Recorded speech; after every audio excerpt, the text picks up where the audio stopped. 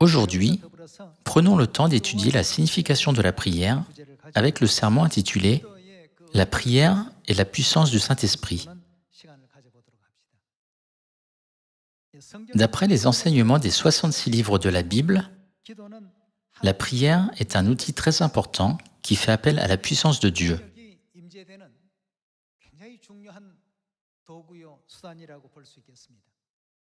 N'est-il pas écrit dans la Bible que lorsque nous appelons Dieu à l'aide et demandons la puissance de Dieu par la prière, nous pouvons être assurés du résultat parce que Dieu intervient? Nous pouvons également comprendre par la Bible que chaque fois que la grande œuvre de Dieu avait lieu, elle était toujours accompagnée de prières. Il y a 2000 ans, les apôtres se sont réunis dans la chambre haute de Marc pendant 10 jours après l'ascension de Jésus à la montagne des Oliviers, priant avec ferveur pour que la puissance du Saint-Esprit descende sur eux. C'était parce qu'avant de monter au ciel, Jésus a promis de répandre la puissance du Saint-Esprit sur les disciples.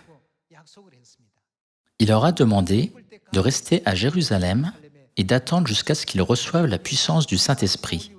Donc, ils ont prié avec ferveur pendant 10 jours et ont reçu le Saint-Esprit de la pluie de la première saison, le jour de la Pentecôte. Comme ils ont fait l'œuvre de l'Évangile avec la puissance de Dieu qu'ils avaient reçue, des choses étonnantes et remarquables se sont produites. Par conséquent, la prière est le meilleur outil qui fait appel à la puissance du Saint-Esprit.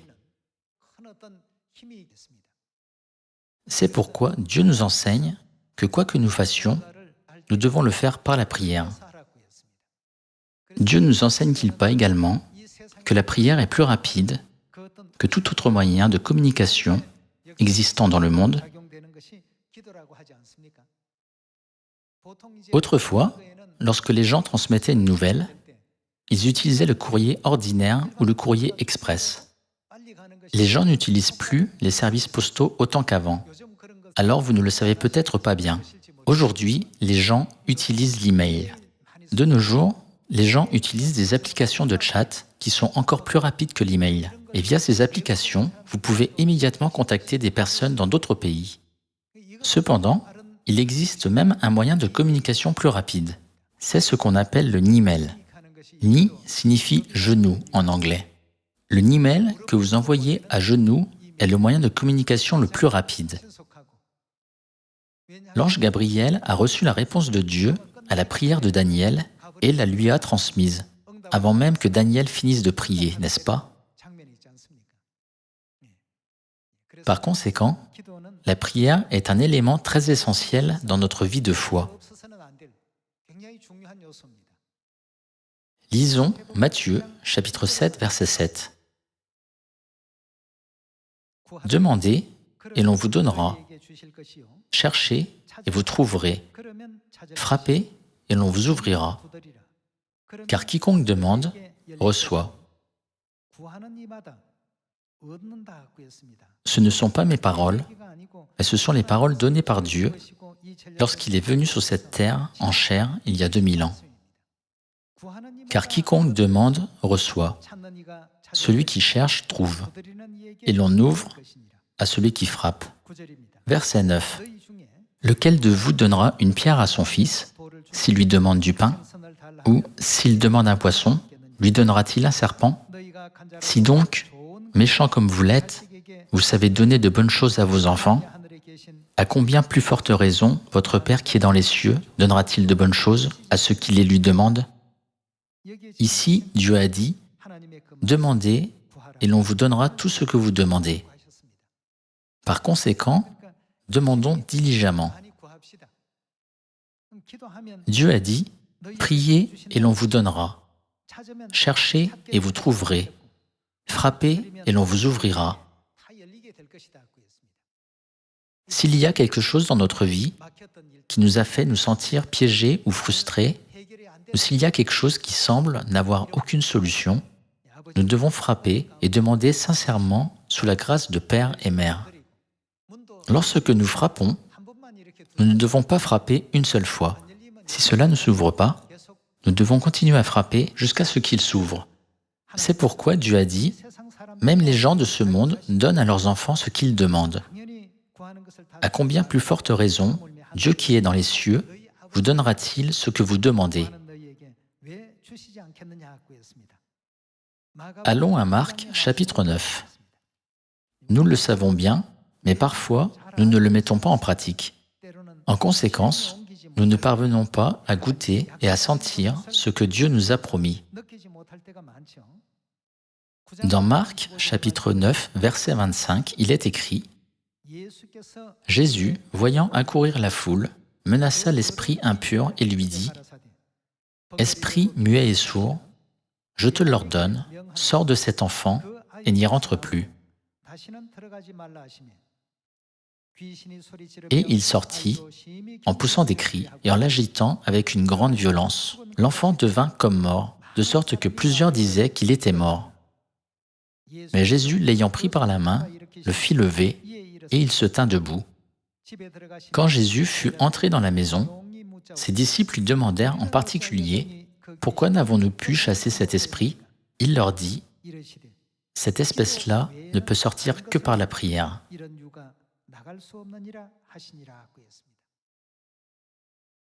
Nous devons accumuler nos prières chaque jour.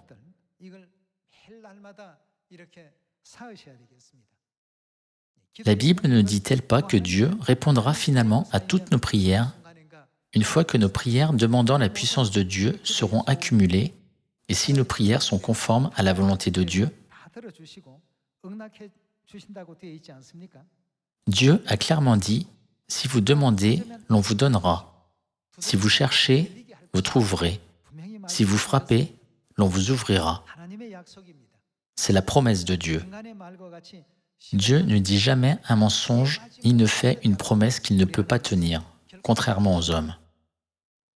Par conséquent, nous devons prier diligemment à l'heure de prière du matin et à l'heure de prière de l'après-midi.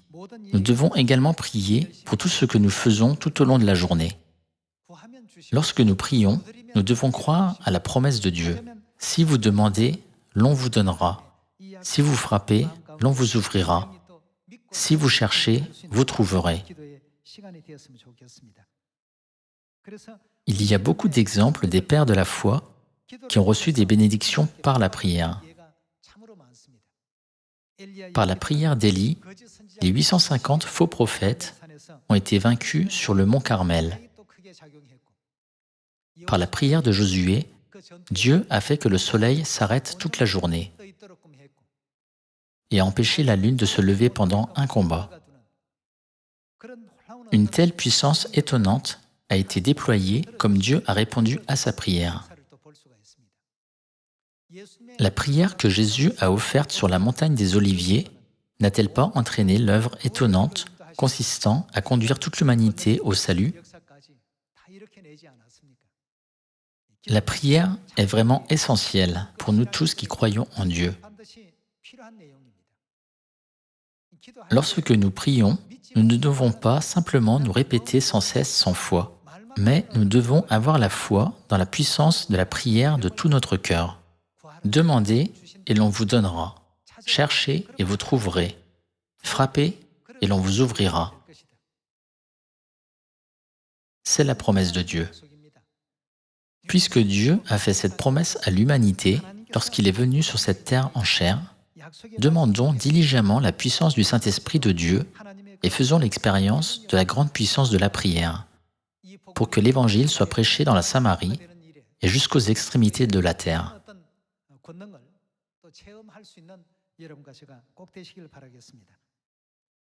Il y a 2000 ans, les apôtres ont reçu le Saint-Esprit en priant diligemment pendant la semaine de prière. Confirmons cela dans Actes chapitre 1. Lisons Actes chapitre 1, verset 12. Alors, ils retournèrent à Jérusalem de la montagne appelée des Oliviers, qui est près de Jérusalem, à la distance d'un chemin de sabbat. Quand ils furent arrivés, ils montèrent dans la chambre haute où ils se tenaient d'ordinaire. C'étaient Pierre, Jean, Jacques, André, Philippe, Thomas, Barthélemy, Matthieu, Jacques, fils d'Alphée, Simon le Zélote, et Jude, fils de Jacques. Tous d'un commun accord persévéraient dans la prière, avec les femmes et Marie, mère de Jésus, et avec les frères de Jésus. En ces jours-là, Pierre se leva au milieu des frères, le nombre des personnes réunies étant d'environ 120. Si nous continuons à lire, nous pouvons voir Pierre prêcher la volonté de Dieu. Dans le verset 14, il est écrit que tous les disciples de Jésus, d'un commun accord, persévéraient dans la prière avec un même esprit, avec la mère de Jésus et avec les frères de Jésus après l'ascension de Jésus. Un groupe d'environ 120 personnes s'est réuni et a prié diligemment pendant 10 jours dans la chambre haute de Marc. Voyons comment Dieu a répondu à leur prière après 10 jours. Allons à Actes chapitre 2 verset 1. Le jour de la Pentecôte, ils étaient tous ensemble dans le même lieu.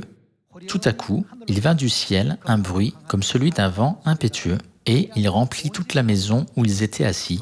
Des langues semblables à des langues de feu leur apparurent, séparées les unes des autres, et se posèrent sur chacun d'eux. Et ils furent tous remplis du Saint-Esprit, et se mirent à parler en d'autres langues, selon que l'Esprit leur donnait de s'exprimer. Or, il y avait en séjour à Jérusalem des Juifs, hommes pieux, de toutes les nations qui sont sous le ciel. Au bruit qui eut lieu, la multitude accourut et elle fut confondue, parce que chacun les entendait parler dans sa propre langue. Ils étaient tous dans l'étonnement et la surprise, et ils se disaient les uns aux autres, « Voici, ces gens qui parlent, ne sont-ils pas tous galiléens? Et comment les entendons-nous dans notre propre langue à chacun, dans notre langue maternelle? Parthes, Mèdes, Élamites, ceux qui habitent la Mésopotamie, la Judée, la Cappadoce, le Pont, l'Asie, la Phrygie, la Pamphylie, l'Égypte, le territoire de la Libye, voisine de Cyrène, et ceux qui sont venus de Rome, juifs et prosélytes, crétois et arabes. Comment les entendons-nous parler dans nos langues des merveilles de Dieu? Ils ont prié diligemment pendant 10 jours.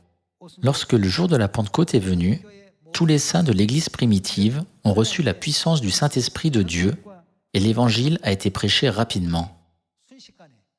Une telle œuvre miraculeuse a eu lieu. Des choses étonnantes qui ne s'étaient jamais produites dans l'œuvre de l'Évangile ont commencé à se produire. Lisons Actes chapitre 2 verset 37. Après avoir entendu ce discours, ils eurent le cœur vivement touché et ils dirent à Pierre et aux autres apôtres, « Hommes, frères, que ferons-nous » Pierre leur dit, « Repentez-vous et que chacun de vous soit baptisé au nom de Jésus-Christ pour le pardon de vos péchés, et vous recevrez le don du Saint-Esprit, car la promesse est pour vous, pour vos enfants, et pour tous ceux qui sont au loin, en aussi grand nombre que le Seigneur notre Dieu les appellera. » Et par plusieurs autres paroles, il les conjurait et les exhortait, disant, « Sauvez-vous de cette génération perverse. » Ceux qui acceptèrent sa parole furent baptisés, et en ce jour-là, le nombre des disciples augmenta d'environ 3000 âmes. C'est ce qui s'est passé après que l'Église primitive a reçu le Saint-Esprit de la pluie de la première saison, le jour de la Pentecôte. Lorsque les gens ont vu Jésus monter au ciel le jour de l'Ascension, ils étaient très étonnés et très joyeux. Donc, ils se sont réunis et ont prié sincèrement. Le nombre des personnes réunies était d'environ 120. En prêchant l'Évangile pendant 3 ans et demi, Jésus a accompli de nombreux signes, prodiges et miracles. Il a montré sa puissance incroyable en nourrissant 5000 personnes avec 5 pains d'orge et 2 poissons. Il restait même 12 paniers remplis de morceaux. Cependant, seulement environ 120 personnes croyaient en Jésus. Après 3 ans et demi, il n'y avait qu'environ 120 croyants. Cependant, combien de personnes Pierre a-t-il conduites au baptême en un jour, après avoir reçu le Saint-Esprit? Il n'a pas fallu 3 ans et demi, mais un seul jour pour conduire 3000 personnes au baptême. Comment les disciples ont-ils pu faire appel à cette puissance du Saint-Esprit? Si vous lisez le chapitre 1, verset 14, que faisaient les disciples? Tous, d'un commun accord, persévéraient dans la prière. Dans Marc, Jésus a dit Cette espèce-là ne peut sortir que par la prière. Priez sincèrement. Demandez et l'on vous donnera. Cherchez et vous trouverez. Frappez et l'on vous ouvrira. Frères et sœurs, il y a des choses que nous devons faire sur cette terre jusqu'au jour de la venue de Père, puisque Dieu a dit « Soyez parfaits comme Dieu est parfait ». Nous devons changer les choses imparfaites de nous-mêmes, même les choses que nous trouvons difficiles à corriger, en trouvant tous les frères et sœurs qui n'ont pas encore été trouvés. Ce faisant, ne pourrons-nous pas nous tenir sans tache et irréprochables devant Dieu quand il viendra? Nous ne pourrons pas faire cela par nous-mêmes, parce que tous les êtres humains ont leur propre nature pécheresse. Cela peut être fait seulement avec l'aide de Dieu, comme il nous corrige et nous change. L'œuvre consistant à conduire 3000 personnes à la repentance en un jour n'a pas pu être faite par les propres capacités de Pierre. Il a demandé à Dieu le Saint-Esprit, comme il a été ému du Saint-Esprit et a prêché la parole. 3000 personnes ont pu se repentir sur le champ grâce à la puissance du Saint-Esprit.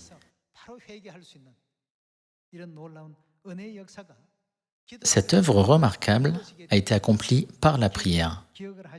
Veuillez vous en souvenir. Voyons quelques autres enseignements de Jésus concernant la prière.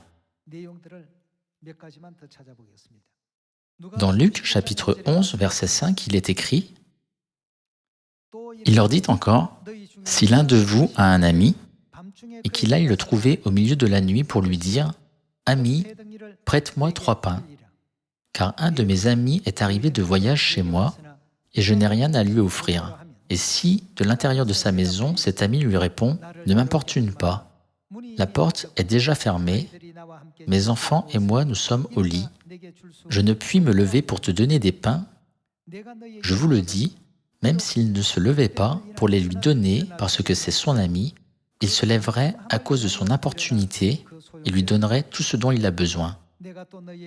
Et moi je vous dis, demandez et l'on vous donnera, cherchez et vous trouverez, frappez et l'on vous ouvrira. Car quiconque demande reçoit, celui qui cherche trouve, et l'on ouvre à celui qui frappe.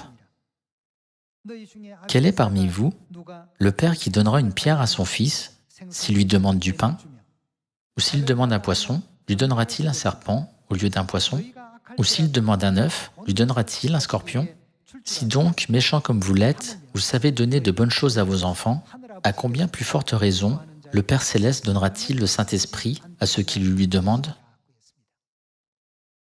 N'est-il pas dit que nous devons demander pour recevoir? Soyons ceux qui demandent diligemment. Voyons 1 Jean chapitre 5 verset 13. Je vous ai écrit ces choses afin que vous sachiez que vous avez la vie éternelle, vous qui croyez au nom du Fils de Dieu. Nous avons auprès de lui cette assurance que si nous demandons quelque chose selon sa volonté, que fait Dieu? Il nous écoute. Il écoute ce que nous demandons. Verset 15. Et si nous savons qu'il nous écoute, nous savons que nous possédons la chose que nous lui avons demandée, quelle qu'elle soit. Dieu écoute ce que nous demandons. Lorsque nous demandons sincèrement à Dieu ce dont nous avons besoin, il promet de nous le donner sûrement.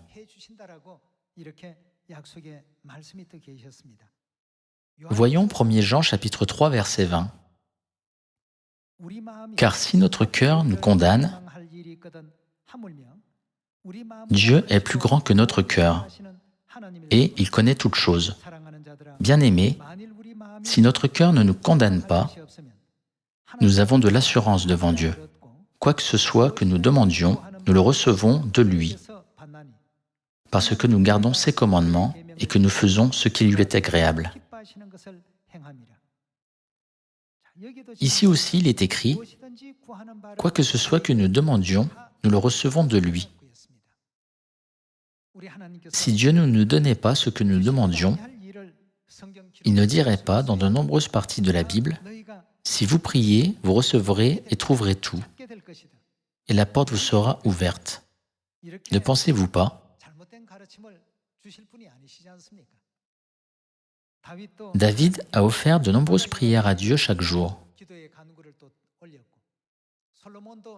Salomon a fait d'Israël un royaume très prospère et puissant avec la sagesse qu'il avait reçue de Dieu après lui avoir offert 1000 holocaustes. Salomon a offert de nombreuses prières pour établir une base solide pour Israël. Josué, Moïse, Abraham et tous les pères de la foi que nous connaissons très bien ont pu vivre une vie gracieuse et belle par la prière. Il en est de même de la vie des saints de l'Église primitive. Même s'ils étaient persécutés, en étant dévorés par les lions, ou qu'ils erraient dans les déserts et les montagnes, ils n'avaient jamais peur.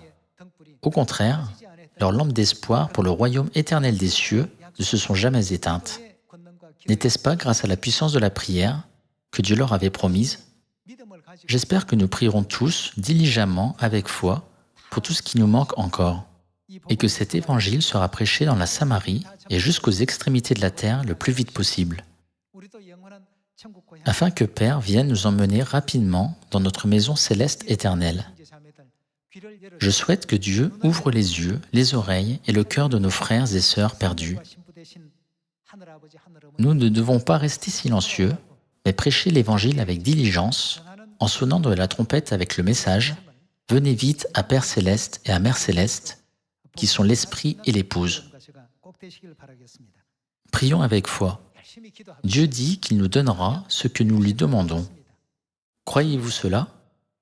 Nous devons croire que Dieu nous donnera ce que nous demandons. Dieu a dit « Cherchez et vous trouverez ».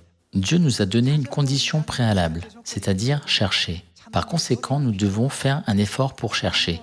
Puisque Dieu a dit « Demandez », nous devons faire un effort pour demander. Si nous frappons, que se passera-t-il? On nous ouvrira. La porte ne s'ouvre pas toute seule. Si nous frappons, on nous ouvrira. Si nous cherchons, nous trouverons. Si nous demandons, on nous donnera. Puisque la prière est l'outil le plus important qui fait appel à la puissance de Dieu, prions ensemble Dieu avec diligence afin de pouvoir faire l'expérience spirituellement de la grande gloire du salut que Père et Mère ont donné à l'humanité. Prions également pour que le jour glorieux où nous retournerons ensemble dans notre maison céleste éternelle vienne bientôt. Au lieu de prier pour les choses terrestres, qui ne resteront que momentanément, puis disparaîtront, prions pour la vie éternelle de notre âme. En demandant à tous les membres de la famille de Sion de le faire, j'aimerais conclure le sermon d'aujourd'hui. Merci beaucoup.